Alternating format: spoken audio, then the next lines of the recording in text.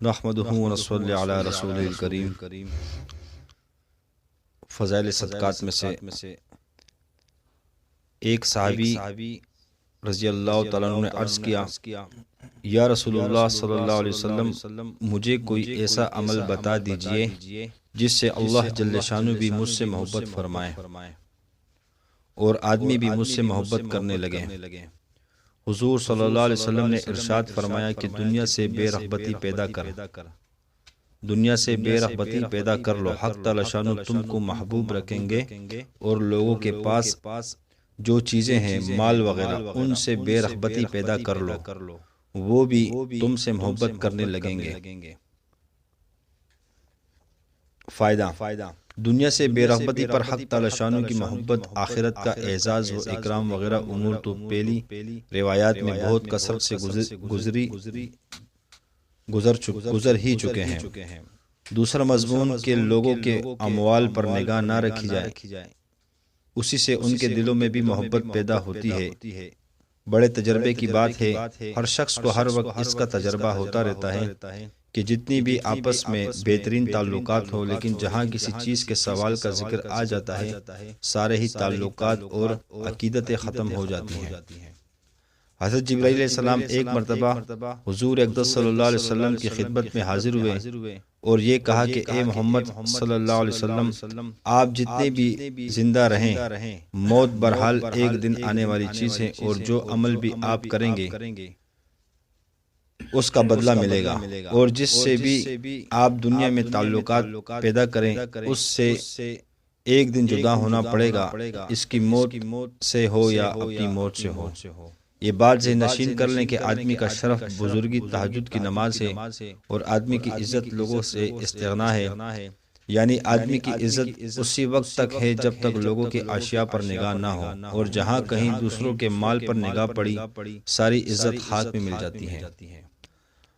حضرت عروہ رحمۃ اللہ علیہ فرماتے ہیں کہ جب تم میں سے کوئی شخص دنیا کی زینت اور اس کی رونق کو دیکھے اور وہ اچھی لگے تو اس کو چاہیے کہ اپنے گھر جا کر گھر والوں کو نماز میں مشغول کر دیں، اس لیے کہ حق تعالی شانہ نے اپنے نبی صلی اللہ علیہ وسلم کو ارشاد فرمایا، اور ہرگز اپنی آنکھ اٹھا کر بھی نہ دیکھیں ان چیزوں کی طرف جو ہم نے ان دنیا داروں کو دے رکھی ہیں، تاکہ ان چیزوں سے ان کا امتحان لیں۔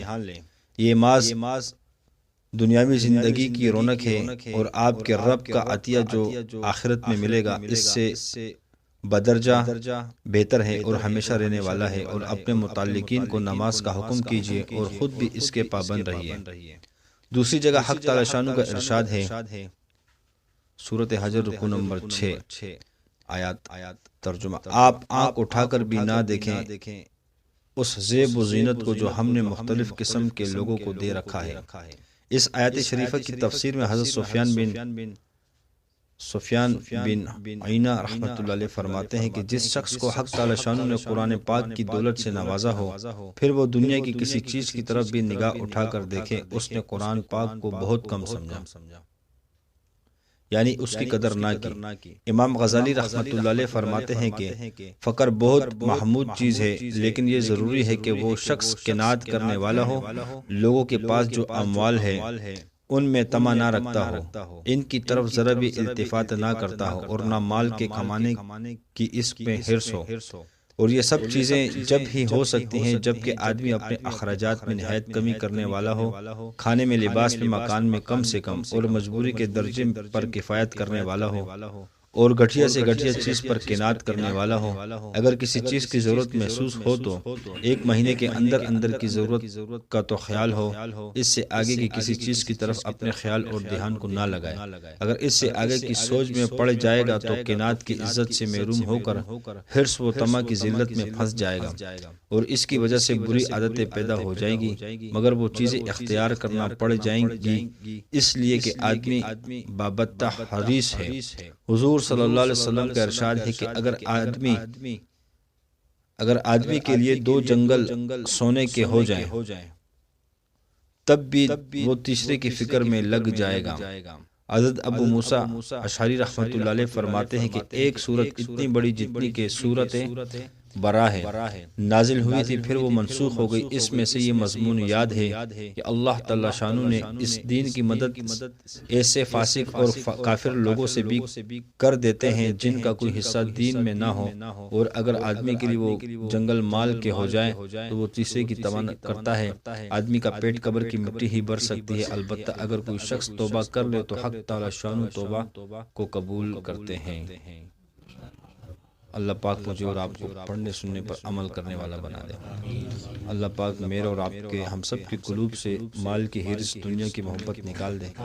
بس ہمارے دلوں میں اللہ پاک اپنی محبت کی شمع روشن فرما دے کہ ہمارے دل میں بس اللہ کی محبت کی آگ لگ جائے اور ہم اللہ کی محبت میں تڑپتے رہیں ہر وقت اور اپنے رب کو یاد کرتے رہیں۔ اسی مقصد کے لیے خانقاہوں میں بیٹھنا جڑنا کہ اللہ کی محبت جو ہے وہ ہمارے دلوں میں پیدا ہو جائے، اللہ کی ذاتی عالی کے ساتھ ہمارا تعلق بن جائے کہ ہم بھی جو ہے نا بس اللہ کے ساتھ اپنا لو لگا لیں۔ حضرت عبدالواحد بن زید رحمۃ اللہ علیہ جو مشائخ چشتیہ کے سلسلے میں مشہور بزرگ ہیں، فرماتے ہیں کہ ہم لوگ ایک مرتبہ کشتی میں سوار جا رہے تھے، ہوا کی گردش نے ہماری کشتی کو ایک جزیرے میں پہنچا دیا۔ ہم نے وہاں ایک آدمی کو دیکھا کہ ایک بت کو پوج رہا ہے۔ ہم نے اس سے پوچھا کہ تو کس کی پرستش کرتا ہے؟ اس نے اس بت کی طرف اشارہ کیا۔ ہم نے کہا تیرا معبود خود تیرا بنایا ہوا ہے، وہ ہمارا معبود ایسی چیزیں بنا دیتا ہے جو اپنے ہاتھ سے بنایا ہوا ہو، وہ پوجنے کے لائق نہیں ہے۔ اس نے کہا کہ تم کس کی پرستش کرتے ہو؟ ہم نے کہا اس پاک ذات کی جس کا عرش آسمان کے اوپر ہے، اس کی گرفت زمین پر ہے، اس کی عظمت اور بڑائی سب سے بالاتر ہے۔ کہنے لگا تمہیں اس پاک ذات کا علم کس طرح ہوا؟ ہم نے کہا کہ اس نے ایک رسول قاصد ہمارے پاس بھیجا جو بہت کریم اور شریف تھا۔ اس رسول صلی اللہ علیہ وسلم نے ہمیں یہ سب باتیں بتائیں۔ اس نے کہا وہ رسول کہاں ہے؟ ہم نے کہا اس نے جب پیام پہنچا دیا اور اپنا حق پورا کر دیا تو اس مالک نے اس کو اپنے پاس بلا لیا تاکہ اس کے پیام پہنچانے اور اچھی طرح پورا کر دینے کا صلہ وہ انعام عطا فرمائے۔ اس نے کہا کہ اس رسول صلی اللہ علیہ وسلم نے تمہارے پاس کوئی علامت چھوڑی ہے؟ ہم نے کہا اس مالک کہ پاک کلام ہمارے پاس چھوڑی ہے۔ اس نے کہا مجھے وہ کتاب دکھاؤ۔ ہم نے قرآن پاک لا کر اس کے سامنے رکھا۔ اس نے کہا میں تو پڑھا ہوا نہیں ہوں، تم اس میں سے مجھے کچھ سناؤ۔ ہم نے ایک سورت سنائی، وہ سنتے ہوئے روتا رہا یہاں تک کہ وہ سورت پوری ہو گئی۔ اس نے کہا کہ اس پاک کلام والے کا حق یہی ہے کہ اس کی نافرمانی نہ کی جائے۔ اس کے بعد وہ مسلمان ہو گیا۔ ہم نے اس کو اسلام کے ارکان و احکام بتائے اور چند صورتیں قرآن پاک کی سکھائیں۔ جب رات ہوئی، عشاء کی نماز پڑھ کر ہم سونے لگے تو اس نے پوچھا کہ تمہارا معبود بھی رات کو سوتا ہے؟ ہم نے کہا وہ پاک ذات حی القیوم ہے، وہ نہ سوتا ہے نہ اس کو اونگ آتی ہے۔ وہ کہنے لگا تم کس قدر نالائق بندے ہو کہ آقا تو جاگتا رہے اور تم سو جاؤ۔ ہمیں اس کی بات سے بڑی حیرت ہوئی۔ جب ہم اس جزیرے سے واپس ہونے لگے تو وہ کہنے لگا کہ مجھے بھی اپنے ساتھ ہی لے چلو تاکہ میں دین کی باتیں سیکھوں۔ ہم نے اس کو اپنے ساتھ لے لیا۔ جب ہم شہر عبادان میں پہنچے تو میں نے اپنے ساتھیوں سے کہا کہ یہ شخص نو مسلم ہے، اس کے لیے کچھ معاش کا فکر بھی چاہیے۔ ہم نے کچھ درم چندہ کیا اور اس کو دینے لگے۔ اس نے پوچھا یہ کیا ہے؟ ہم نے کہا کچھ درم ہے، ان کو تم اپنے خرچ میں لے آنا۔ کہنے لگا لا الہ الا اللہ، تم لوگوں نے مجھے ایسا راستہ دکھایا جس پر خود بھی نہیں چلتے۔ میں ایک جزیرے میں تھا، ایک بت کی پرستش کرتا تھا، خدا پاک کی پرستش بھی نہ کرتا تھا۔ اس نے اس حالت میں بھی مجھے ضائع اور ہلاک نہیں کیا، حالانکہ میں اس کو جانتا بھی نہ تھا۔ بس وہ اس وقت مجھے کیوں کر ضائع کر دے گا جبکہ میں اس کو پہچانتا بھی ہوں، اس کی عبادت بھی کرتا ہوں۔ 3 دن کے بعد ہمیں معلوم ہوا کہ اس کا آخری وقت ہے، موت کے قریب ہے۔ ہم اس کے پاس گئے، اس سے پوچھا تیری کوئی حاجت ہو تو بتا۔